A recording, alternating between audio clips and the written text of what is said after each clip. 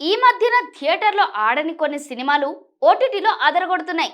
Big screen పై ప్రభావం చూపని చిత్రాలు డిజిటల్ స్ట్రీమింగ్ పై మాత్రం రికార్డ్ వ్యూస్ తెచ్చుకుంటున్నాయి. ఇప్పుడు మనం మాట్లాడకపోయే సినిమా కూడా థియేటర్లో పెద్దగా ఆడలేదు. పేరున్న నటీనటులు బ్యానర్ లేకపోవడం, పెద్దగా ప్రమోషన్లు కూడా నిర్వహించకపోవడంతో ఈ సినిమా ఎప్పుడు థియేటర్లో రిలీజ్ అయిందో కూడా చాలా మందికి తెలియదు. తెలంగాణ బ్యాక్ డ్రాప్ లో తెరకెక్కిన ఈ సినిమా ఏప్రిల్ 18న థియేటర్ లో రిలీజ్ అయింది. సుమారు 2.5 నెలల తర్వాత ఇటీవల ఓటీటీలోకి వచ్చింది.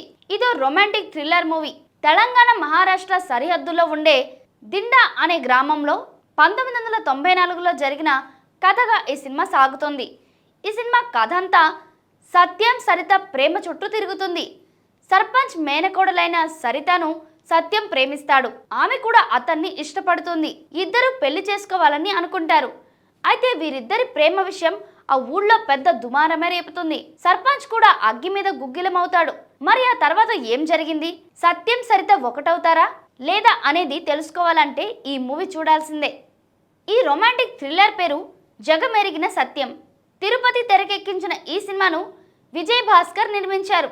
సురేష్ బొబ్బిలి మ్యూజిక్ అందించారు. థియేటర్లో పెద్దగా ఆకట్టుకొని ఈ సినిమా ఇప్పుడు ఓటీటీలోకి వచ్చేసింది. శుక్రవారం అర్ధరాత్రి నుంచి ఈ సినిమా నెట్ఫ్లిక్స్లో ఓటీటీలో స్ట్రీమింగ్ అవుతుంది.